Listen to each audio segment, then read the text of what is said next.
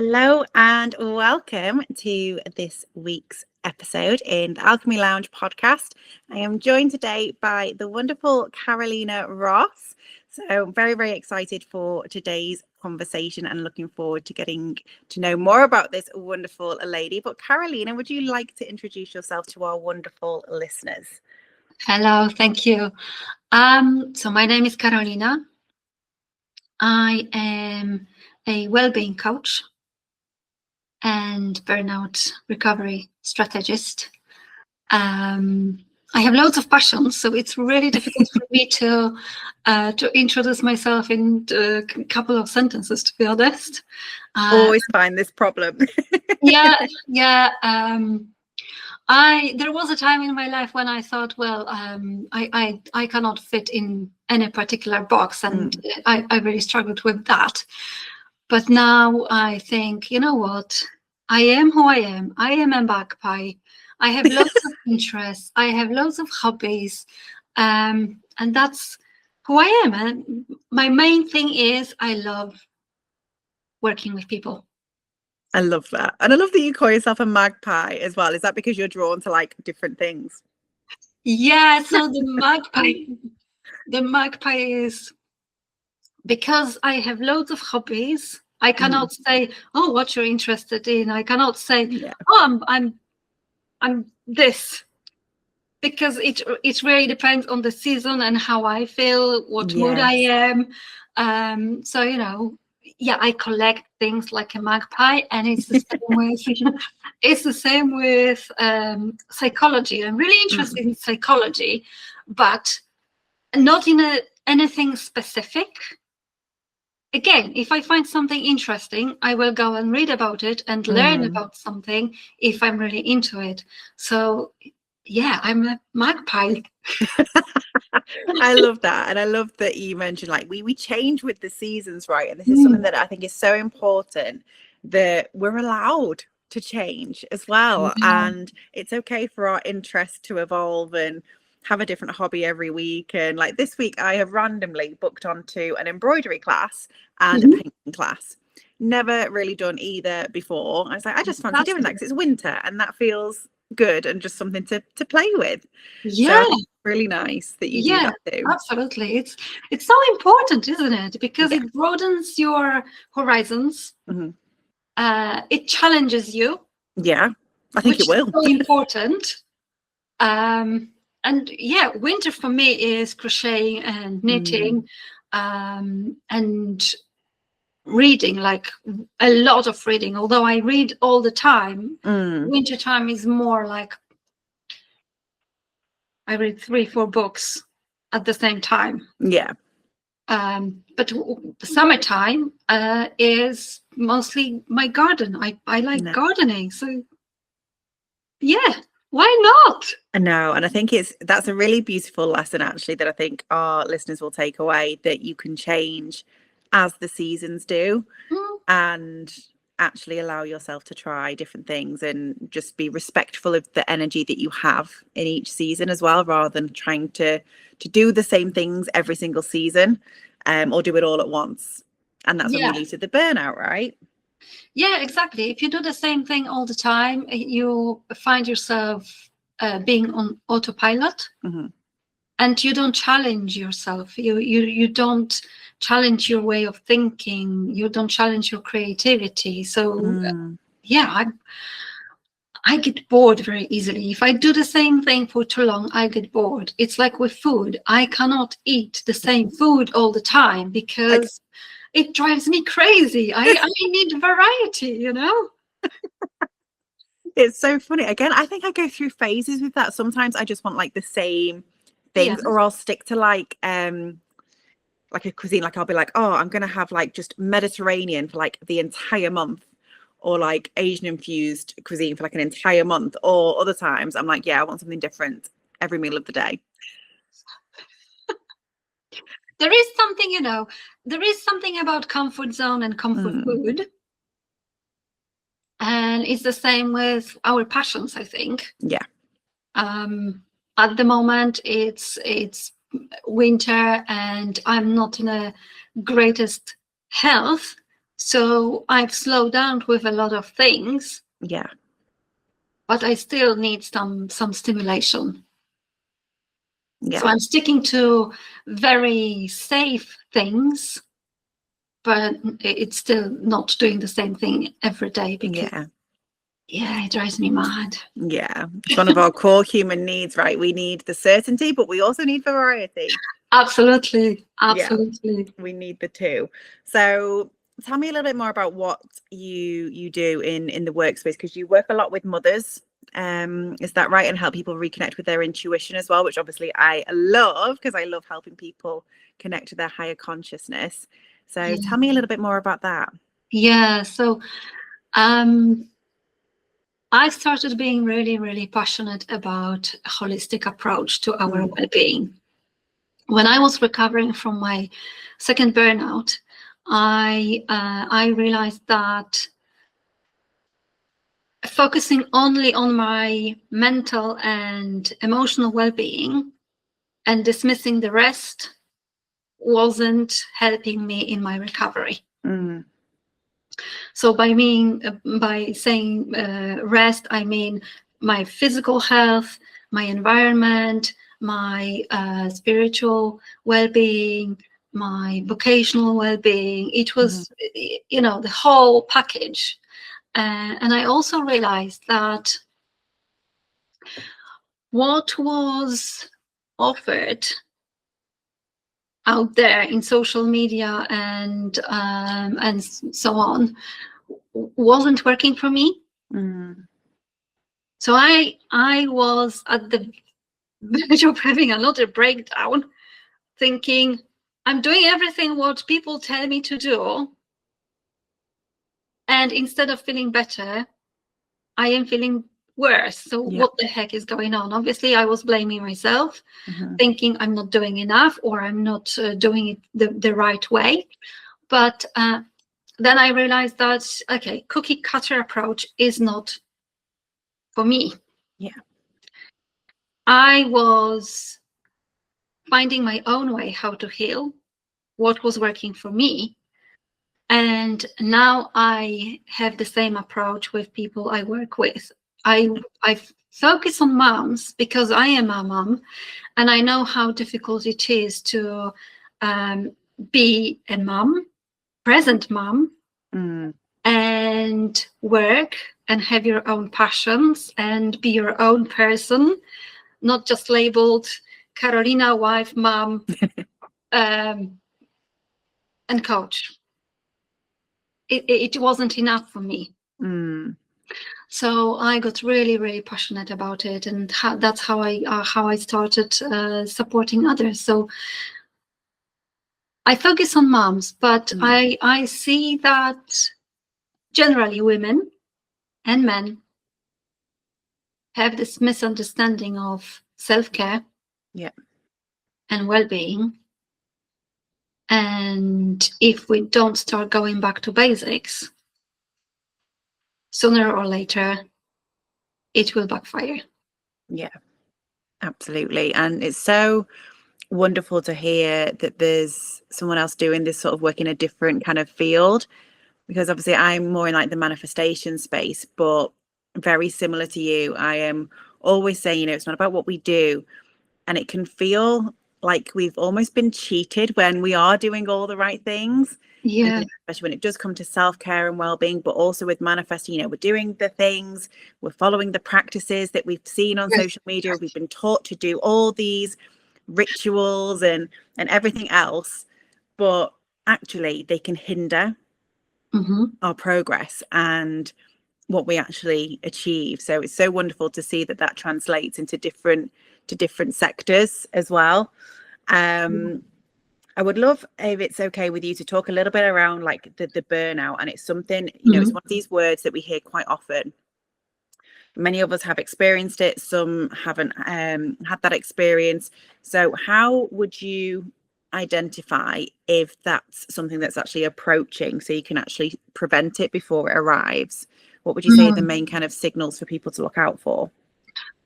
It's a really good question. It's a really interesting question. However, I can speak only about my own experience, because we are different, and each of us may have different symptoms and different reaction to the situation. So there are things which is always to look at. For me, it was my body trying to tell me time to slow down. Yeah. And I was totally ignoring it. So I had constant headaches. I had tummy issues. I had frozen shoulder. I had stiff neck. But my approach was, okay, headache, take a painkiller. Tummy issues, take something for your tummy or whatever. Shoulder and neck, well, go and have a massage and it will improve. And it did for a while, but then I was back to square one. And then, because I was totally ignoring my body, my mind started taking over by me being forgetful. Yeah. I started having really horrible brain fogs, couldn't find words, couldn't remember things. I started being really impatient. I'm rather patient person, and I love working with people. People is my thing. But when people started pitting me off, that's fine for me. It's a good signal. Wrong. Something is going on here. Yeah. So I was going through emotional fatigue, It was really huge thing for me because I was impatient with my clients. I was impatient with myself. I was impatient with my daughter. I was snappy. I was short-tempered. My husband was pitting me off constantly, although it wasn't his fault. Yeah. But I was so focusing on petty things, like, the cups were not put the way I wanted them to be put. We're laughing about it, but it was a huge thing back then, Loading the dishwasher, you put the spoons the wrong way. Little things. Yeah. Little things. When they started combining. Yeah. It was just, but I was pushing. And then one day, one of my colleagues, we had really, really horrible rotation at work. And after the last rotation, my colleague decided to leave after 6 months. And I just broke. In front of everyone, I broke. And I was like, right, I think it's time to speak to someone about it. So I went to my GP. I was signed off with stress at work and burnout. That felt like a slap. Because, hey, I'm a mental health specialist and you're telling me that I'm burnt out and stressed. But I was really good at giving advice. Yeah. I was terrible at following that advice.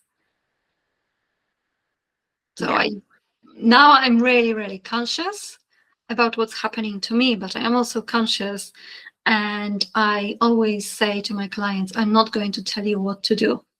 You know what's good for you. Yeah. I'm here as your tool to find out what's good for you, to dig it out from your toolbox. But I'm not going to tell you this and this is going to work for you because it worked for me, because you're different. Exactly. And I adore that. That is something that I think it's a bit of a red flag in a coach if they are telling you what to do, because that's not our role, right? Our role is to mirror and to show the potential, the possibility, and to help that person see what is best for them. The other day I actually declined to work with a client because I honestly said to her, I'm not the right person for you at the moment. This is not right time for the coaching and focusing on what you want to focus. Yeah. I would encourage you to consider having counseling and speaking to your doctor first. Heal your nervous system, and then we can start talking about what you want to change. But this is not the right time. Yeah. Yeah, it's the duty of care, isn't it? Which is so important. It is. But I think a lot of people will relate to the things that you were saying, you know, even the little things that we do laugh about because they're part of being human, right? And we pick on these little things, but it is when they compound. So all I would say, if anyone's listening to this and they think, oh, I've started to like pick at things like that, or I'm getting impatient, or people are really starting to irritate me, like, it doesn't necessarily mean that you're heading for a burnout, but it's just like little flags to go, are we okay? It is normal for me. It is a flag to you know, stop and listen what's happening to your to your body, because it is a sign. It is a sign. When I go back now, I used to be very nitpicking with my daughter, for example. I was expecting her to raise up to my standards and expectations. She was 6. No. And I was expecting her to have, you know, clean, tidy room. And every evening, instead of, you know, ending the day in a positive way, I was nitpicking. Why are your clothes on the floor? Why is the cage of your guinea pig not cleaned? Why something? And we were fighting. Then I was feeling guilty and angry at myself that here we go again. I did it again, but I couldn't stop. Yeah. It was so difficult to stop, you know. I was going to her room and I, with the mindset, okay, I'm not going to pick up the fight tonight. Yet I did. Yeah. What did you find helped you to kind of break that cycle and to stop it? Because obviously you have that awareness of it, you know that it's happening. Yeah. And you're trying not to. What would you say to someone who wants to kind of break that loop? I would say take a deep breath.